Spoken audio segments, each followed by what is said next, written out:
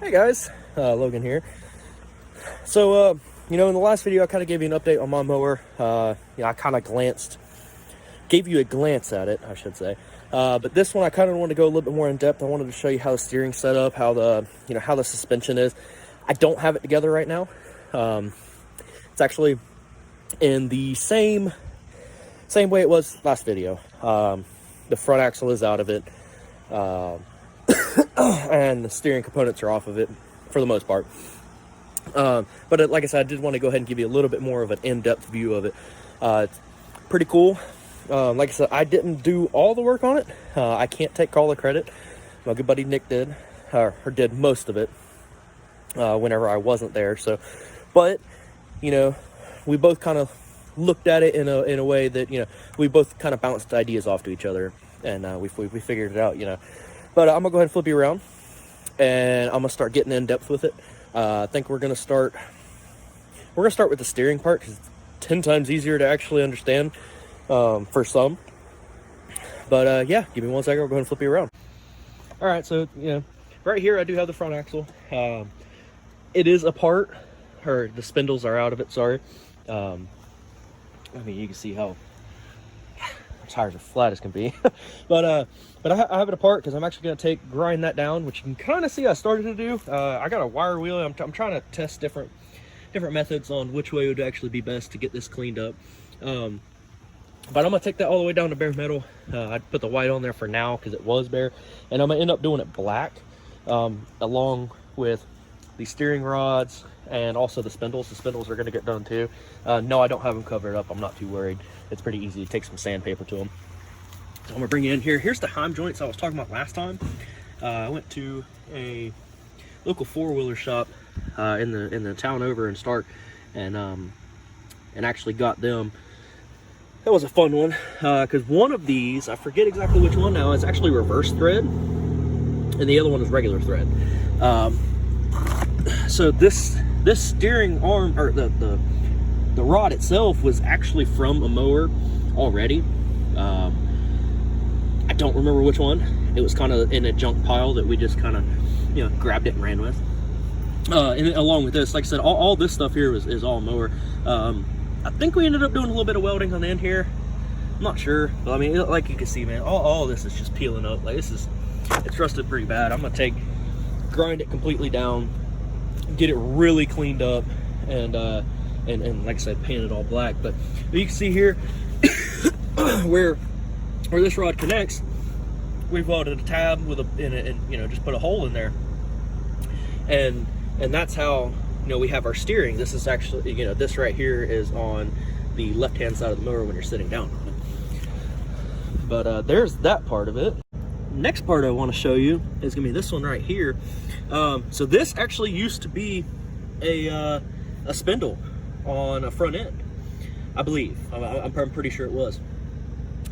We took that, we cut it off, and or we cut just the outer tube off. Put a piece of, I think it's 1-inch square tube right here, welded that on the mower, and then welded this to that. This is a spindle, or was at one point. Now it is for just my steering alone. This is actually the block I use pretty much to steer. So whenever I go left on the steering wheel, right on the steering wheel, and the way that we have the geometry set up, that's exactly how it steers. So you can see, even with everything connected, it clears this angle iron right here, even with the bolt. But this is connected to, and I'm gonna try and get you, I'm still using my phone right now, I do have something else, but this is connected to a steering rod that leads into the arm for the second gen steering block. That was replaced. I put a second gen steering block in there opposed to the first. The first to me is absolute junk. So we decided to make that switch to that one. And I will not go back, honestly. Like I said, and the steering is, I have minimal bump steer. Like the steering on this is actually really nice. I love it. I can pretty much turn on a dime. It doesn't really bind up whenever in mud like most of the other ones, because I'm not putting a lot of pressure on just one spindle and then making that spindle perform the action. You know, I'm putting the pressure on this arm, which is just rotating, and then it's moving back and forth. So, you know, up next we have the way the suspension was. So these are actually leaf springs from I want to say it's an old boat trailer. The trailer itself had one eyelet on the leaf spring, or I'm sorry, the pack that I had taken out. There was one eyelet on each side. The rest of them just kind of rode on the frame. There was kind of like a concave bent end like this that rode on the frame. And so we took them, and instead of using the full length and having them come out here, which was what I wanted to do, I wanted to take the mounting point, put it in the front. You can kind of see where the bolt hole is there. Put it on the front, run it back, and just put a plate on there. We decided a little bit different way. We ended up chopping that off, and we kind of chopped them at an angle. They're a little pointy there. Whatever way you actually want to look at it. You know, this is the original bolt hole that was in the middle of the leaf springs where the pin went through. So if you want to, you can say we chopped them off before the end, or we chopped them off, you know, however you actually want to say it. And we mounted them right there. In fact, all this stuff that was used to mount both of these are actually all just from lawnmowers. You know, we didn't go out and just buy anything else. Some of this, and I think them ones for the deck, where the deck mounted, and so were these. So we put them there. Well, now we needed a way to actually give us the suspension. You know, we needed a way to give us the stiffness and you know, the actual rigidity. We needed a focal point on where the suspension would actually start flexing at. You know, we had our attachment point, but we didn't have where we would get our suspension from. You know, these would just hang there. So, you know, this is something we were kind of bouncing around, thinking of what we could actually do. You know, we were thinking, you know, other ways, but we ended up saying, okay, well, we got these brackets. Why not change where we're actually suspending at, or you know, where we're actually, you know, bending at. So we got two flat stock pieces that run along the end that bolt on, but there's holes in that we ended up drilling in the flat stock that bolt to these brackets right here, and they clamp down onto the spring. So that, where it is clamped down right there, that is the only part that moves up and down. The back part of it is just, you know, like I said, to be connected, but this right here is actually where we move up and down. So, and I really do kind of wish I had the front axle, because it'd give you a little bit more of an idea on how it works. It'd give you more of a visual. But whenever we have the axle on it, and I could take and put my foot on the, you know, the custom front end that I have for the winch mount, and I could kind of press down on it, and I have suspension. It would bounce back. Number one, because it's spring steel, but also because of where we have the pivot point on there. You know, it's not too soft and it's not too hard. You know, if I would have moved it, and I'm trying to remember, because this has been done for about 2 years now.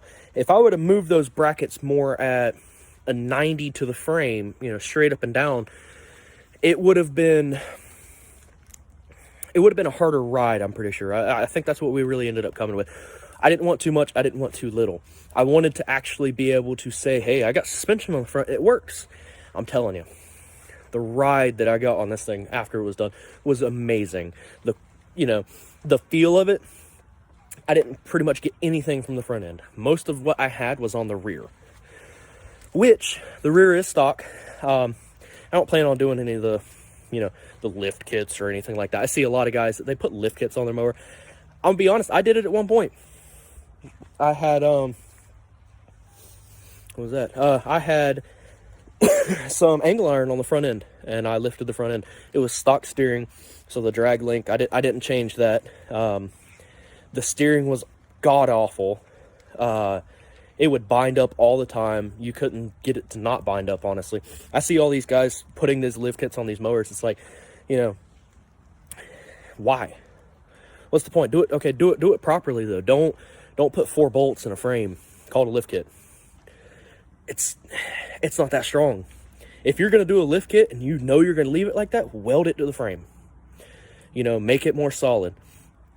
Or do something like mine. Mine has actually changed exactly where... So, on a normal frame, it does pivot in the middle, where, you know, with the normal brackets and this, that, and the other. But you've seen that I have those brackets cut out.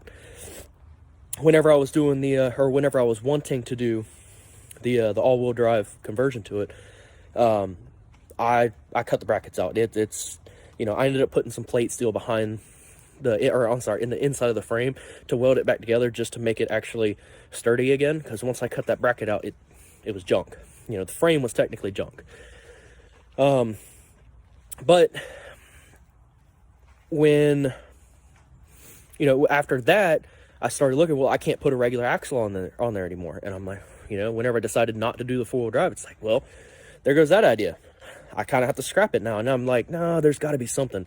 And that's when, you know, whenever I found the leaf springs, and that's whenever I started coming up with the design, you know, and getting my buddy to help with it, to get it back rolling again. And so yeah, we you know, we got that together, but it moved my axle down. I think it ended up being like a 2-inch lift in the front, just from adding the leaf springs. You know, I'm telling you guys, you could do the lift kits, but you can do them right. You can lift it with suspension, and you can actually have a smooth ride. It's not gonna, you know, you can do a steering setup somewhat like mine. You can have steering again. I'm telling you, whenever I lifted mine and I had, like, you know, every now and again, I couldn't go left. Well, it's because the drag length, it's the way that was. You know, it was, I mean, it was also the steering block, but the drag length was just limiting it because of how short it was. And if I really would have lengthened it up, I still really wouldn't have had good steering. It would have been one way or the other. You know, you got, and I see it all the time on build videos, the Ackerman steering, I hear it all the time. You know, when you change the geometry of the front end, dropping it down, and you don't change the steering, it's not going to be right ever. Unless you change it. It's not going to be right. You can leave it stock, it will be wrong. You will have crappy steering. I've been through it. And I watch all the other guys, you know, whenever they do their steering, and then they ask the questions, hey, you know, why is my steering good? Well, you messed it up. You didn't adjust that whenever you adjusted the front suspension. Or, sorry, the front angle. So now I'm not knocking on builds, don't get me wrong. You know, build it how you want. But there's a right way and there's a wrong way. Don't go for the wrong way. You know, you can have a really nice ride if you just do it right. Do it proper. Now, I see a lot of guys, they'll do like a 4-link suspension with coilovers. That's awesome. You know, in the beginning, that's what I wanted. I didn't want to do leaf spring. But, and this is all personal preference, I actually think I have more flex out of my front end. Not, you know, no, I'm saying like actual suspension. I feel like I have more out of my front end the way it's designed than some of the guys with coil springs. Especially because most of the time whenever I see people putting them things on there, they're getting the cheap Chinese 4-wheeler, you know, knockoff front, you know, shocks and coilovers, throwing it on there. Things are rigid as hell. So, you know, like I said, mine does have a good bit of flex. I love it. You know, I honestly hope that you guys, or, you know, me giving you guys an in-depth on this one shows you guys, you know, a better way of doing things, and maybe you could do it on your own. You know, I'm not saying I have the first one with leaf spring front suspension, but I haven't seen them around.